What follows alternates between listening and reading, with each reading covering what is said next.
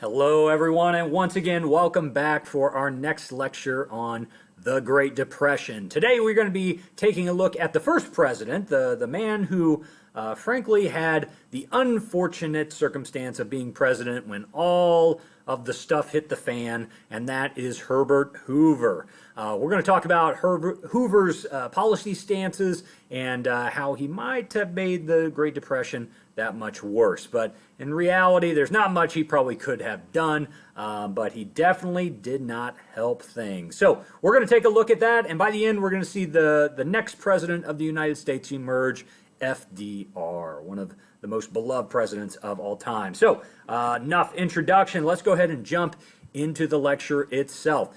So when we left off, we talked about, excuse me, we talked about how the Great Depression had really hit two industries early on, and that was the banking industry and the farming industry. And we saw that, both of those were hit very, very hard. So today we're going to look at how Hoover kind of responded not only to those two industries, but just to the situation overall. Now, Hoover had been elected in 1928, and he is already a household name by that point.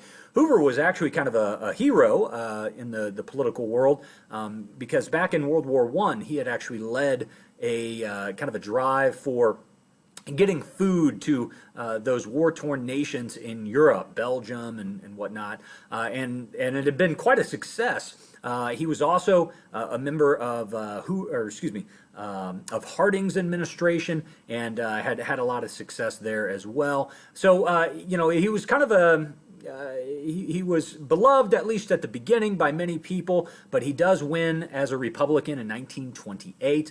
Now, Hoover's big message, and this has been very standard over the last 30, 40 years of the time period we're looking at, is Hoover believes in laissez-faire government. Now, laissez-faire, that is a fancy French way of saying hands off, okay? Hands off of business, hands off of, frankly, all social problems. And, for many Americans, this appealed to them, small government, right? That the government should not have a role in people's lives, that taxes should be minimized, and just the overall role of the government should not be too impactful on people's lives. And frankly, while things are going well, that might not be a bad policy, but what happens when the bottom drops out? What happens when you hit 25% unemployment? Frankly, those policies are not going to help anything once the economy is ruined. So Hoover stuck to his guns for the most part, but ultimately we're going to see how it really kind of made the Great Depression worse. So this overall belief in laissez-faire, he believed in private donation is better than government interference. So, today we have things like unemployment insurance. So, if you are unemployed, the government will help you out, or Social Security for those that are of retirement age that need help each month. Hoover would have been against those two things and was actively against those two things, thinking that communities should band together to help those kind of people. Churches and, places of worship should be the ones providing those services, not through government tax dollars. Go on to the next page here. There we go. Now, the result was that, of course, very little direct relief was given. Unemployment rates continued to skyrocket, and people lost their homes, and you had a large number of soup kitchens pop up across the country. And frankly, even though Hoover wasn't necessarily to blame for all of this, he didn't do anything, and because of that, people did blame Hoover. And so people began to associate these, shanty towns. They began to call them Hoovervilles, and he just started getting kind of lambasted both in the news and among normal everyday people. If you had a bum on the street who was using a newspaper as a blanket, that was called a Hoover blanket. If you had no money and you turned your pockets inside out, that was called a Hoover flag. So he, jokingly, he kind of got pulled into all this and got blamed for a lot of it. And again, I don't think he necessarily made things worse. He definitely didn't make things better. He didn't do anything, really, for the most part. Now, that last term on this page, rationing, Americans are starting or are being forced to ration goods, and that means the limiting of consumption of goods and food. I can't remember if I mentioned this on a lecture before. I believe I might have, but growing up, my grandparents of this generation who lived through the Great Depression, and all of them coming from poor backgrounds, I remember that even as adults, watching them in their kitchen, they had different things they would do that we did not do at our house. For instance, taking aluminum foil off of leftovers, and and we would just throw it away at our house. They would actually wash it off, dry it, and put it back in the storage, to use later. I remember as a kid thinking, why would they do that? I mean, that had to have cost, 3 cents. Well, part of it is their upbringing. They grew up in a period where you just didn't throw things away that you didn't have to. And this rationing is going to become basically standard during the Great Depression. People had to deal with what they were given. They had to survive, and part of that meant being as thrifty as possible. So rationing is going to become a major part of Americans' lives, sadly, during this point. And World War II will just take that to another level when we start rationing fuel and metals and rubber and things like that.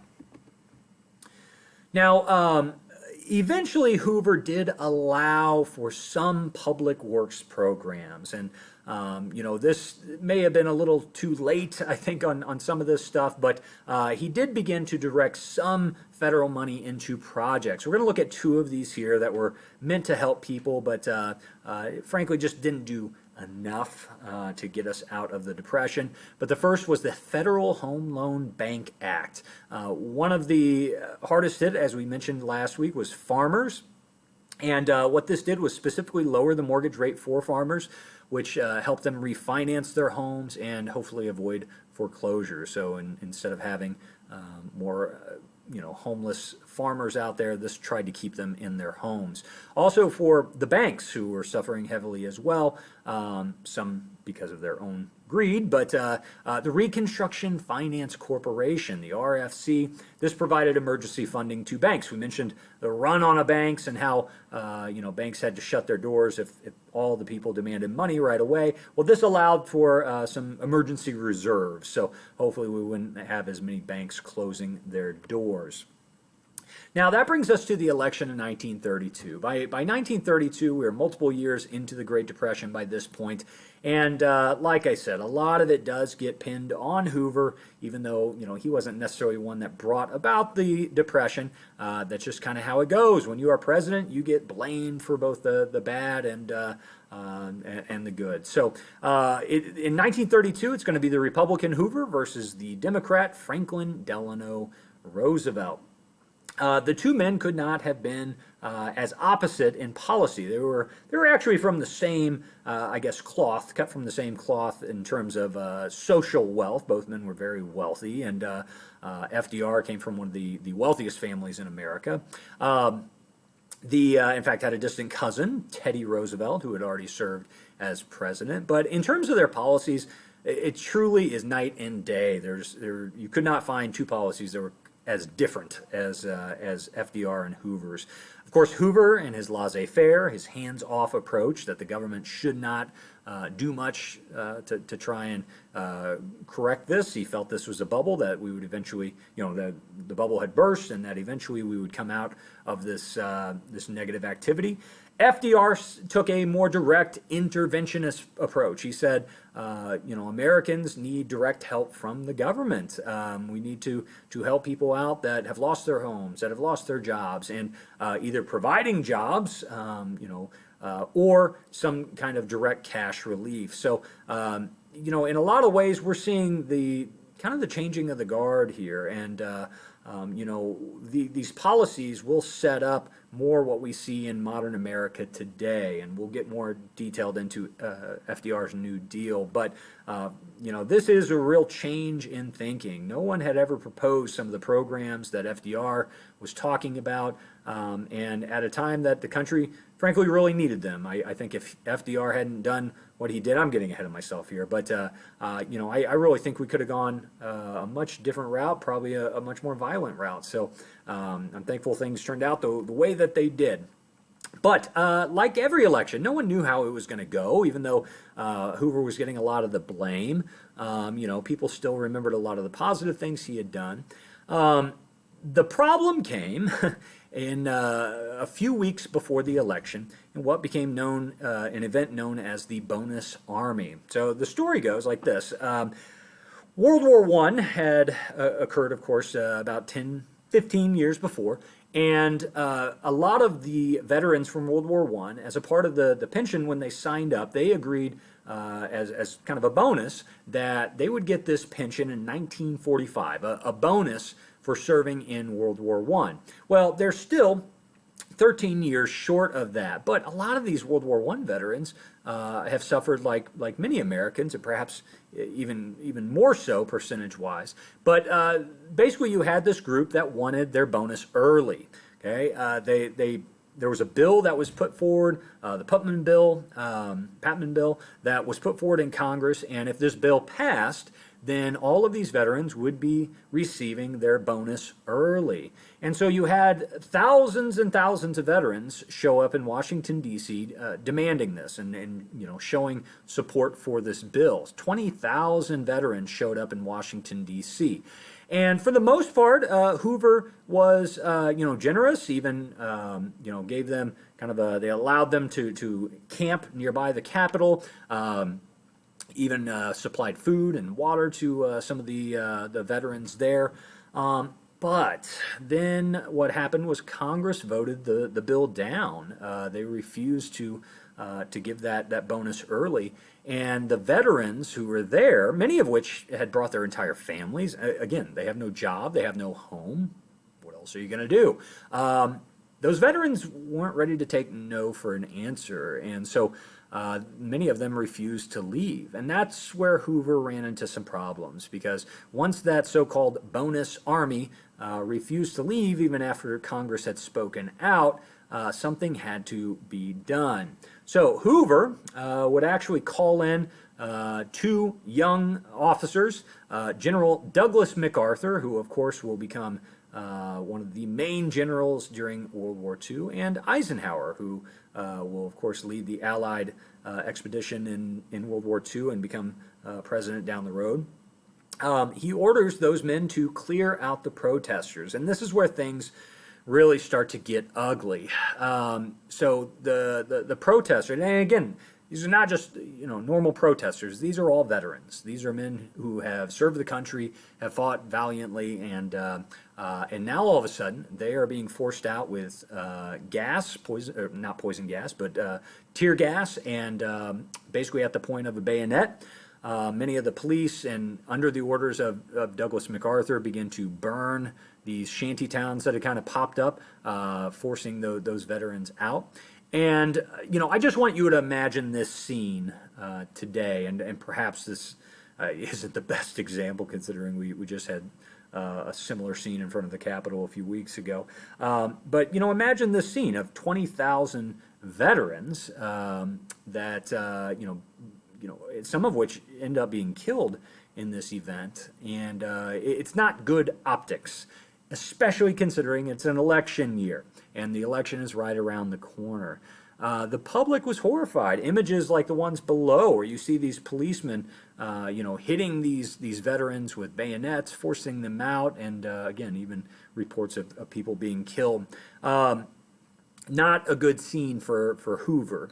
FDR was, it was noted, he said to an advisor when he heard about all of this happening at, the bonus army being violently put down, he said to one of his close confidants, he said, this elects me. He knew the election was over at this point, that the public was not going to support Hoover after the violence he had just demonstrated against what had been peaceful protesters, peaceful veteran protesters. So FDR was right. He would win the election, 23 million votes to Hoover's 16 million votes. Now, your Jeopardy trivia for the day. FDR is the only president to serve more than the traditional 2 terms. The 2-term limit, it was actually not a limit until after FDR. They put it in a constitutional amendment. Before that, it had just been tradition that presidents would only serve 2 terms, and that began with George Washington, who, of course, stepped down after his 2 terms, felt that was important to have a peaceful transition of power. But the reason FDR decided to stay in office and to run for a 3rd and 4th term was that the time period he is in here is perhaps our greatest crisis. Not just the Great Depression, but we are on the cusp of World War II. And by the time FDR will be running for that 3rd and 4th time, there is a very real threat to America. Pearl Harbor will take place in 1941. There will be Nazi submarines off the East Coast. There was a very real threat to America in World War II, and people wanted to stick with FDR. They liked what he did with the New Deal, and most people thought FDR was a good leader. So it is interesting to note he would be elected 4 times, but would only serve 3 because sadly he did end up passing away, of course, quite old. One thing, and I'll take just a moment to mention this. I don't have this as a part of the notes, but perhaps I should add it. One thing that I have not mentioned about FDR is one of his physical difficulties, and that was FDR suffered from a disease called polio. Now, you might not know much about polio, considering that later on we developed vaccines to prevent polio, so it's pretty much been eradicated in America due to those vaccines that work. But polio was something that was suffered by a number of young people in his generation. He got it as a young man, and basically it kind of attacks the muscles and makes it very difficult to walk. In FDR's case, he could not walk without the aid of people alongside of him. He had metal braces he wore underneath his suits, and for the most part, it was actually hidden from public view.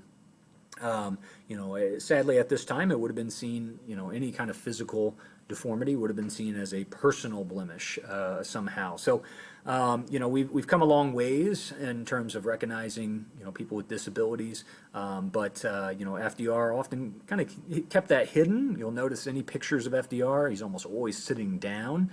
If he is standing, he almost always has his 2 sons at his side that are literally holding him up.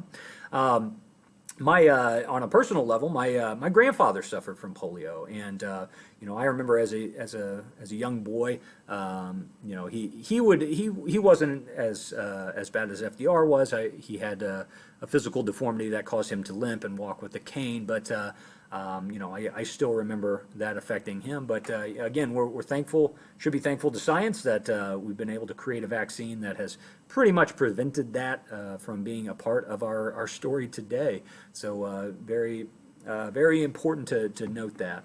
I think that's as far as I want to go today. We're going to pick up with the New Deal next time on our video. So I hope you guys enjoyed today's lecture, and if you have any questions at all, feel free to email me. Thanks for listening.